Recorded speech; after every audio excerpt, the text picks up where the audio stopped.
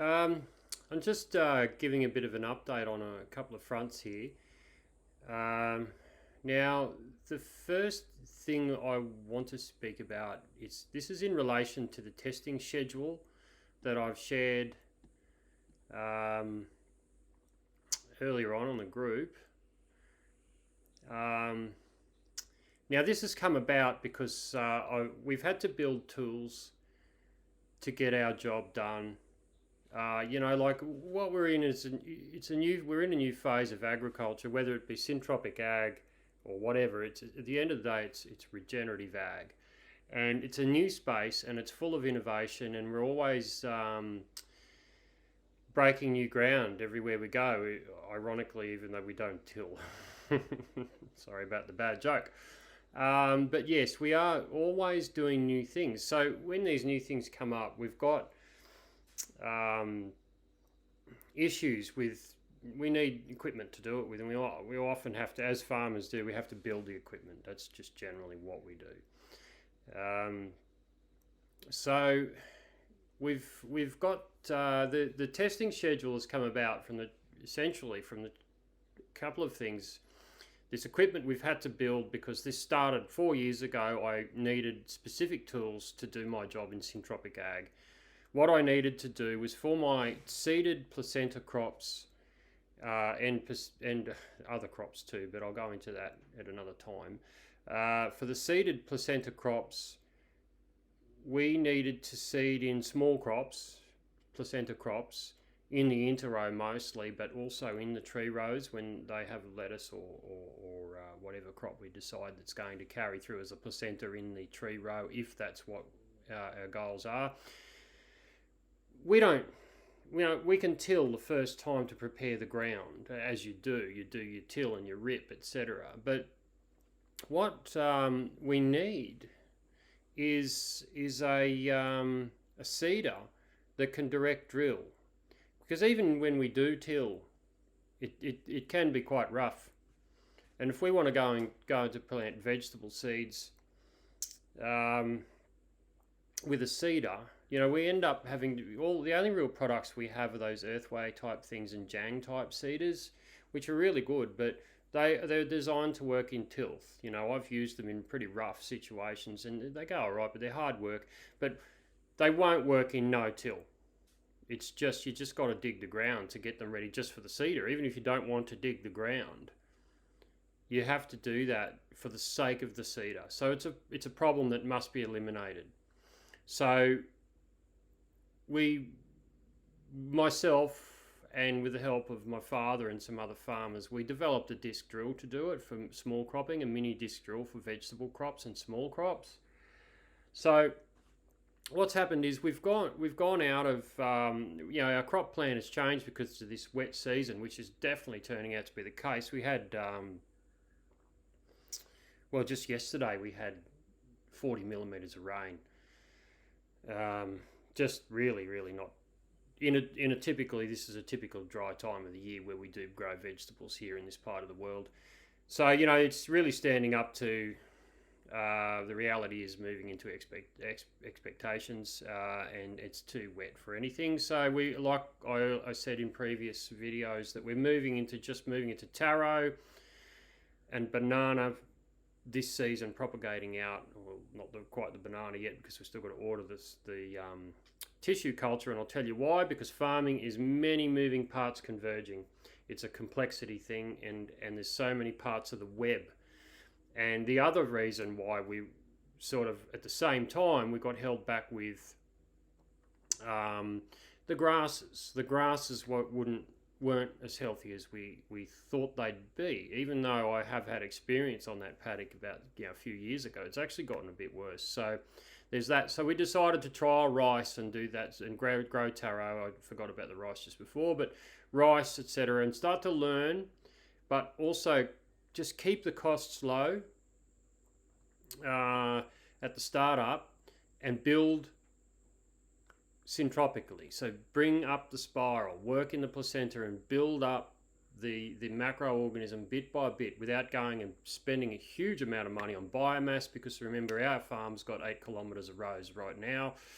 it just doesn't happen when you're trying to work on these scales, and this sort of thing should be considered working on a small scale too, because I can tell you I've done it on a small scale, and it is so much hard work to bring in compost, wood chips, shovel them around, and all that sort of stuff, and it's enormously expensive, and it can be heartbreakingly hard work, particularly if you don't get it right at the start and you just get weeds everywhere, and it just goes wild everywhere, which becomes very powerful, but it gets out of order in the way that you need to manage it in the framework of syntropic agriculture.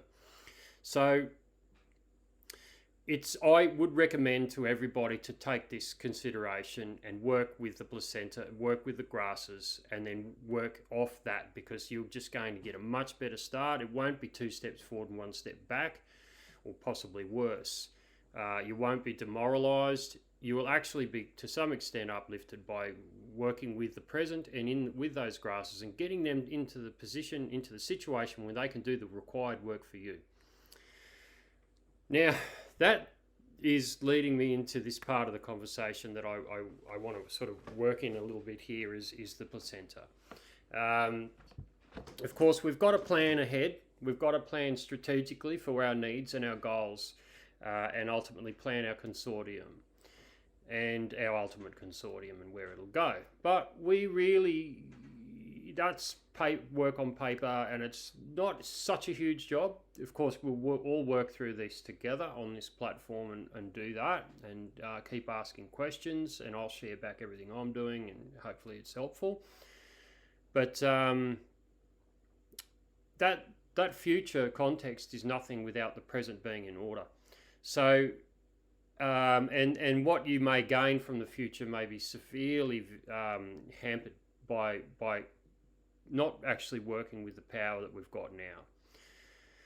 Now, I'm bringing my problem to you to share what's happened. And this particular problem that I'm talking about is not enough grasses. The grasses just weren't healthy enough, and not enough biomass. And it's another happy accident. So what I want to say is that, you know, we look at regenerative agriculture and regenerative practices, and cropping is still very, very, very, very young in regenerative ag. It's so super young. I don't really know. Gabe Brown, people like that, yep. Colin Seiss, yeah, he's good, but he uses chemicals. Gabe Brown, I think, uses a few chemicals too. They tend to stunt or retard the grasses and weeds in order to get the pasture crop. They have great results, and they definitely build soil, but I'm certainly not about using any chemicals at all. And that's why syntropic ag's so great, because it's a totally different point of view towards solving the same problem. So we use biomass in strips in alley crops, and we get high density crops, and it does make up for the amount of land that we put aside to grow the biomass, which we must nurture and look after as well. It's our main crop, is the biomass. It's the way I like to see it, because if you get that right, everything else just goes, and you're not running around putting out spot fires all of the time. So again, back to this, we're in this space, we're starting up, and we're going to talk about the placenta here. So farming in general, and regeneratively, it hasn't, in my experience, paid full homage to species succession. It hasn't hinged off that power that we witness everywhere in jungles, roadsides, you know, all of those places where weeds take over. That's a powerful force. And we just haven't harnessed that until now. Obviously, that's what underpins syntropic agriculture, is that powerful force. But again, going back to the placenta. Now, we've got a lot to learn in working in the placenta by what's being done in the regenerative agriculture space. Because the thing is, even though I haven't seen a lot of attention paid to species succession, I've seen a lot of innovation in the placenta, because they dwell in that place and they're working hard in that place all of the time. Now, one of the things that we all know about now is the mixed species cover crop. That's a beauty. That works great. Another one is roller crimping. These are all awesome things, you know, and they're not exclusive from Syntropic Ag. There's nothing wrong with us bringing these principles into our startup and into our placenta crop. Like syntropic agriculture has just begun. We've got everywhere to go to expand it, everywhere. It's pretty exciting.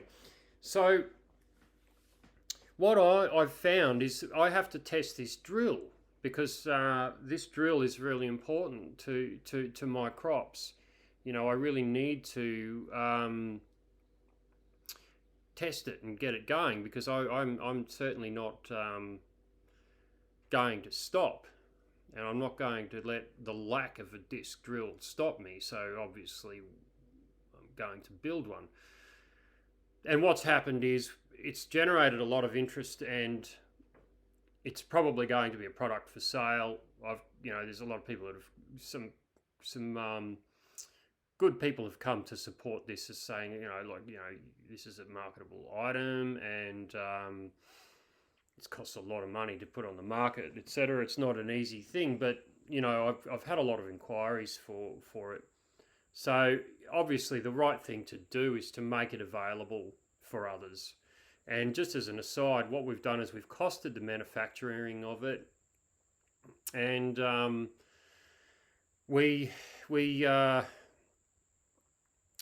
can build it cheaper in Australia and ship it internationally than we can get it built in China, brought back to Australia, and then shipped internationally. We can actually do that. We just found, we've worked it out. We've had some good people help us out and show us some tricks, and I'm really open to a conversation about how that came about. That's cool. That's a really good story, that one. As a matter of fact, I've been out to some engineering workshops this morning getting some parts made. I need to test this direct drill. And again, like I said, I'm in this situation where I don't have enough biomass. And like I said before, it's another happy accident. It's another thing that's gone wrong that's turned out for the better. Not having enough biomass has put me in a situation where, and this is what I want to share, it's put me in a situation where I'm forced into thinking outside the square, and I have to test the drill. So I've just, like in my previous videos, I've got this, these cover crops that I've shared with you, that I've got the sorghum and the millet and cowpea. It's not in the this document, and I've upgraded this document, so I'll share that.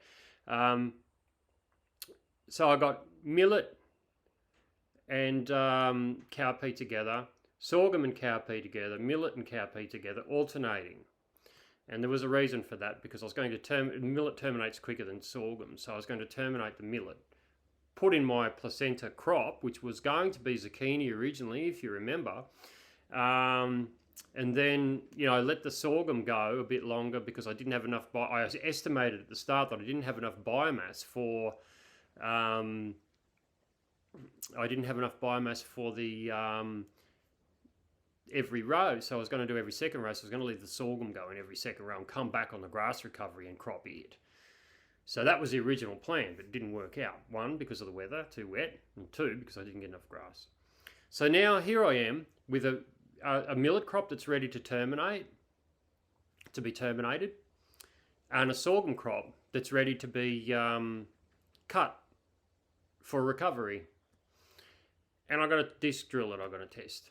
So lots of thinking has led me into a situation where I'm going to be doing trials, and I'm certainly going to be sharing these trials here with everybody. So what I'm going to do is I'm going to put in some trial crops with no biomass. Well, some of them will be. I will be biomassing from the biomass rows, some of them, because the grass is actually ready to cut now. It's gone through its sigma curve, it's gone through the S curve, it's at the top, but there's just not enough on it. So it does need to be cut, but I will be collecting that and putting in one row, or maybe perhaps 2 rows of mulched crop. But the other ones, what I'm going to do is I'm going to incorporate all of this great work that everybody else is doing in regenerative ag with the cover cropping and direct drilling too. And we might find that this is a great way for us all to start. If I have some success here, we could all watch this, but this might be a great way for us all to start. We might say, okay, we can put in some crops on terminated roller crimped, direct drilled cover crop instead of, while we're waiting for the biomass. We may not have to rely on that biomass to get those crop rows and tree lines going.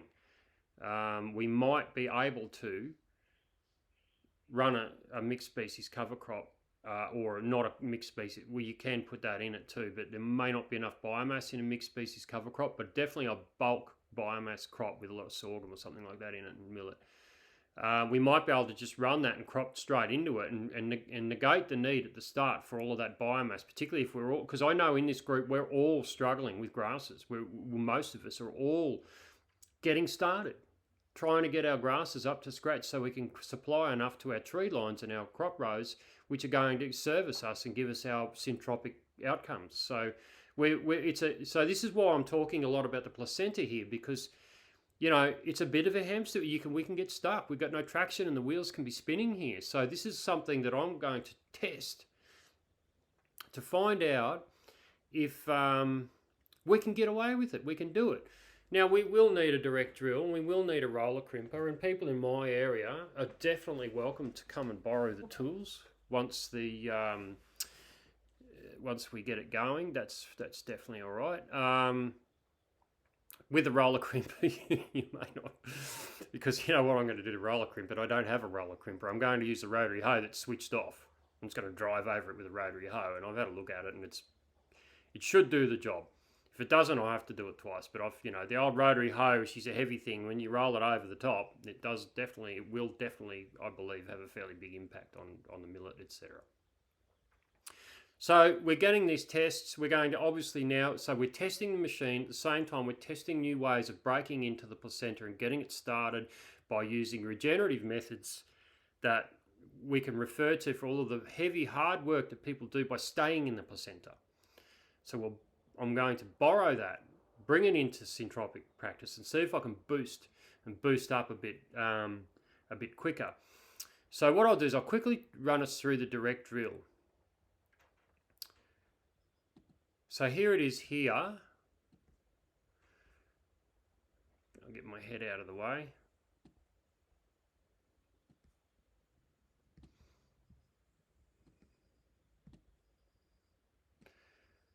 So here it is here. Here's the direct drill. So, and I've shown a few pictures of it before in the past, but here's a close-up.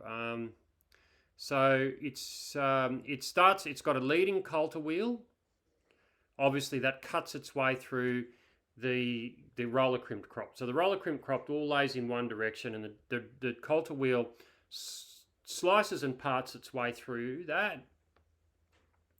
And here we have the double disc opener, which slices and opens the ground and drops the seed in.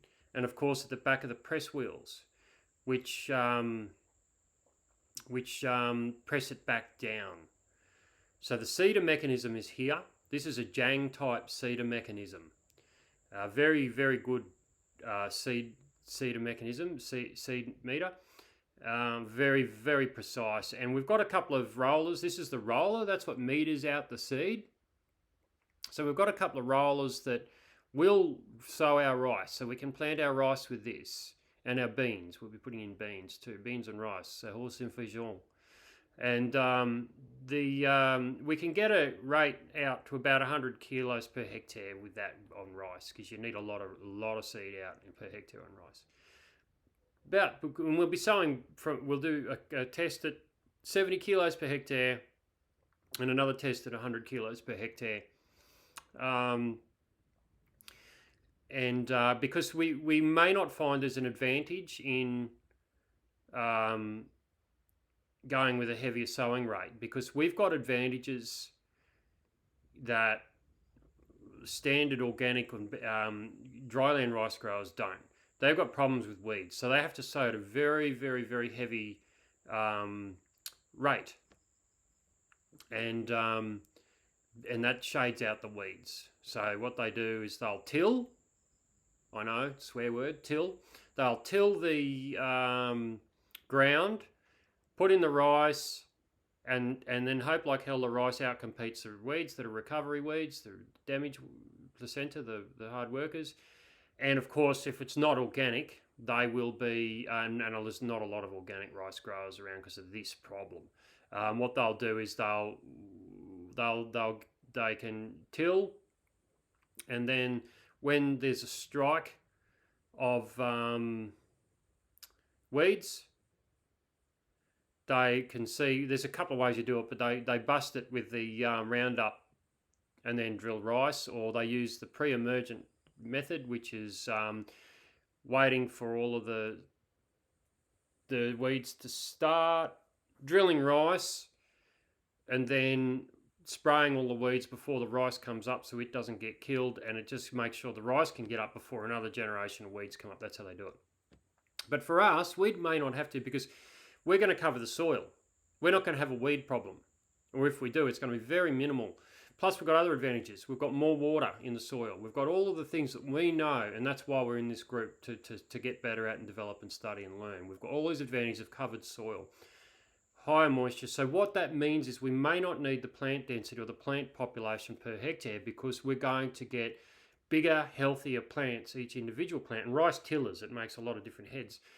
And bigger seed heads. And that's a big thing, you know what I mean? Like, when we're doing grain cropping, we can really make a difference in our tonnes per hectare by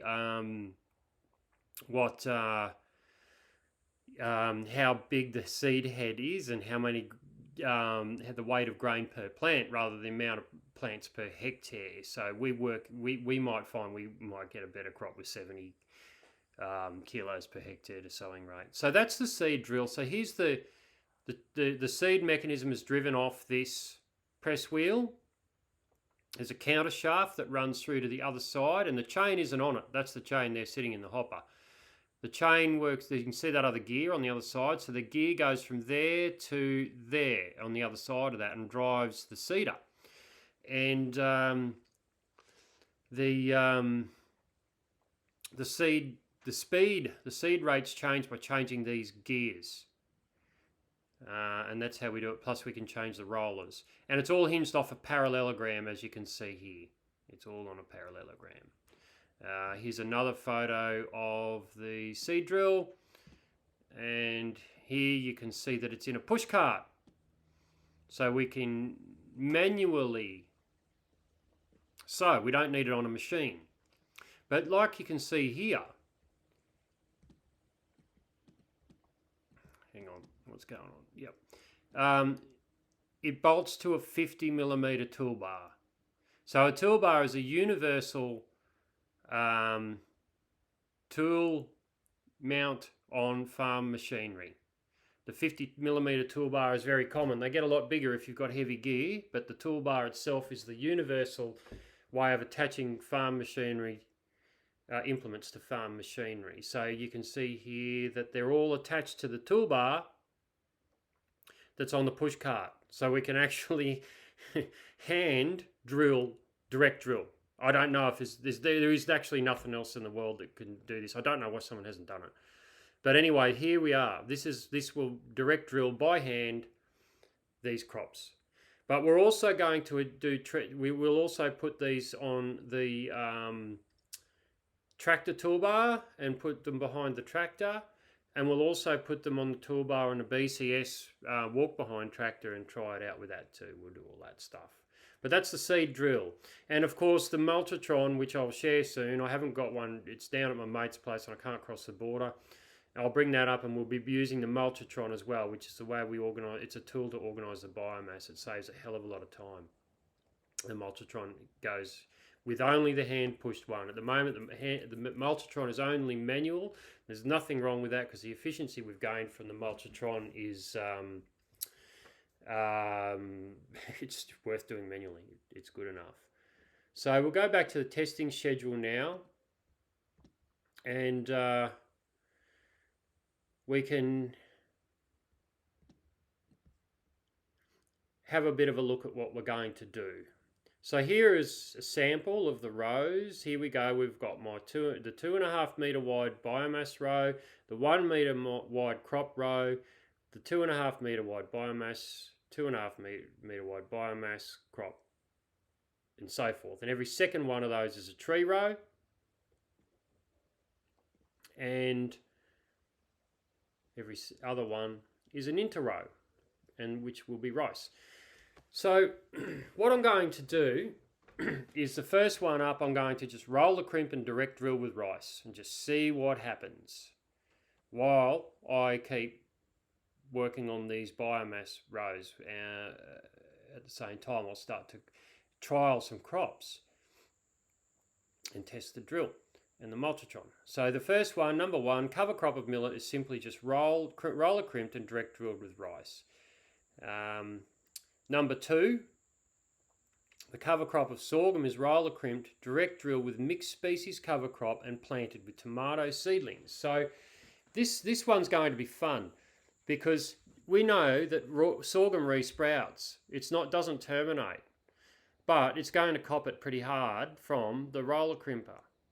So what I'm going to do is on that disturbance cycle, I'm going to put in the mixed species cover crop. I'm not going to use fertilizer. I'm going to put a mixed species cover crop in, and then I'm going to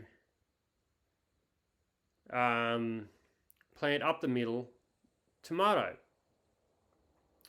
And I'm going to see what happens. And so the idea behind it is I get a strong early placenta type of effect from the mixed species cover crop.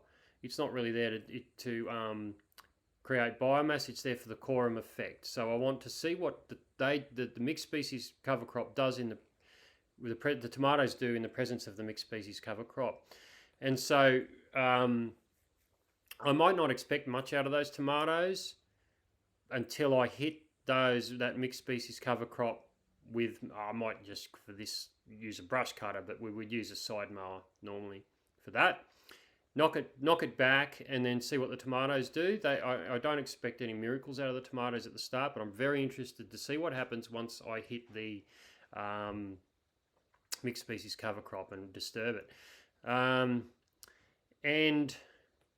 But what I will do is I'm going to inoculate everything with Johnson Sioux compost because I'm relying on the microbes here and not just direct fertilizer. So, and I will be using the BioGrow 365, which is another type of liquid biology-based liquid application, but that's the only fertility I'll add. Now the sorghum may re-sprout, but that's my emergent. So I'm just going to manage that emergent. If I get too much, I'll just cut it back. I'll let some of it go. But the sorghum, I'm going to be, the tomato is high strata, and I'm going to run it at about 40% high strata and 20% emergent strata. And this is obviously where we're going to actually put high with emergent, not with high with low or emergent with medium. But if you can probably tell that I've got the density down.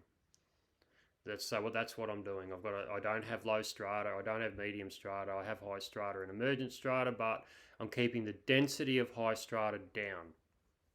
That's how I'm managing that. And just remember, everybody, that these are the rules, the things that I've taught in the course. They're all guidelines, and we all break away from the rules and guidelines once we get good at it. Because remember, this is all about fluidity. Once we understand the principles, and this is why I've made this the Foundations course for us all to learn the principles, for us then to go and break away and get really good, artistic, fluid with it, and really, really jump out and remember the system's the teacher. And this is where we're going to learn to be artists with it instead of, we don't want to be pedantic.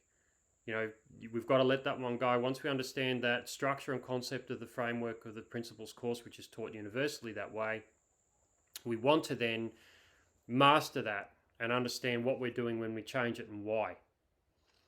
And we will understand the consequences. So that number 2, I'm pretty keen on that one. I reckon that I'm going to have some fun with that. So number 3 is a cover crop of millet is roller crimped, direct drilled with rice, and then mulched with a mulchitron. Now, as you can tell, it's going to be shitloads of mulch on this one, and this one I'm pretty keen on too, because you know, the mulchitron allows it delivers the mulch in a way that allows an opening for the seeds to come up. So you know the seeds will come up through the mixed species cover crop, roller crimped mixed species cover crop, because it's been direct drilled with a double disc opener, so there will be a slot but for them to come up. But if I just mulched over the top, the rice would not like trying to get through that mulch. But of course, the mulchitron is going to make sure there's a strip for it to come through. So number 4 is a cover crop of sorghum, roller crimped and then drilled with beans. Now, have a bit of a think about this one. We know the sorghum's going to recover, don't we? We probably will. What have we got? We've got a classic, medium and emergent consortium. So it doesn't matter if the sorghum resprouts. We can happily bust up that sorghum, drill beans into it and see what happens, and then manage a medium and emergent consortium. And that one's going to be fun too. I'm pretty excited about how that one works out. And of course, number 5, the crop of millet is collected for biomass, and then rice is drilled and mulched in with a mulchitron. So this is pretending there's no mixed species cover crop. We're going to cut that millet. We're going to remove it, and we're going to drill into no-till, and then as if we were down the track and we were managing rice as if we already had productive biomass rows, and then we were going to then add that to the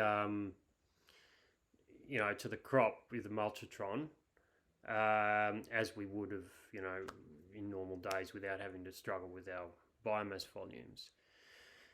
So what we will do then is we're going to get that direct drill back into the biomass rows, and then we're going to drill into a mixed species cover crop combined with Mombasa grass. So what we'll do is we'll boost the health of the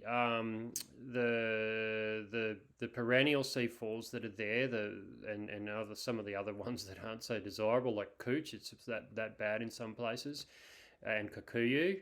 And this is, I just want to segue a sec, because I get all of these questions from everyone here. We're all in this together.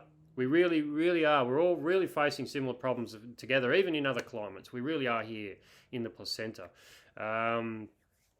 So, this is what we're doing to try to boost up grasses and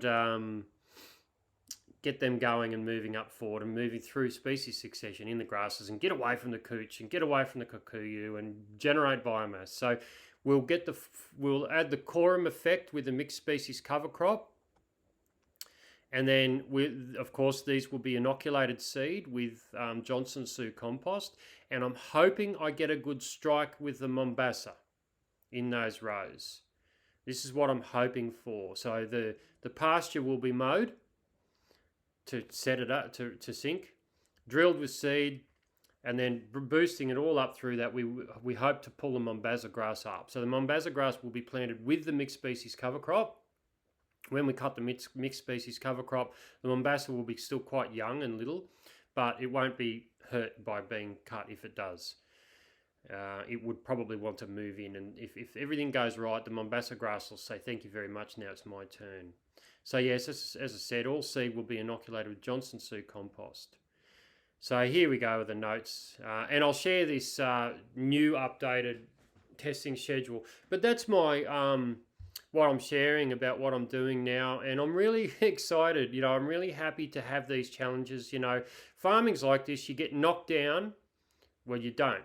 You get taught a lesson, and that lesson you've got to learn, and you come back even better. And that's what I feel that's happened here.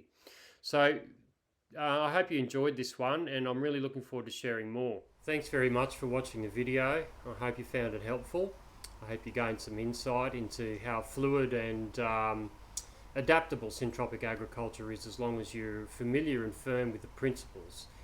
And I was just mentioned that this video comes from a subscription-based platform that we are running called Syntropy, the Pathway to Regeneration. This is a private platform, and it contains online courses. It has the full Foundations of Syntropic Agriculture online course embedded in it. as well as our journey, which is advanced principles of syntropic agriculture, which is how you apply syntropic agriculture to your context, how you use it, where the principles is how it works, and then the our journey content, the advanced principles is, yes, how to do syntropic agriculture. It's also part of an online community of developers and farmers that we're all cross-sharing. It makes for very high quality content and great group learning. And I'd like to invite you to join our platform if it's suitable for your context. We've made it incredibly affordable. It's priced at 3 beers a week.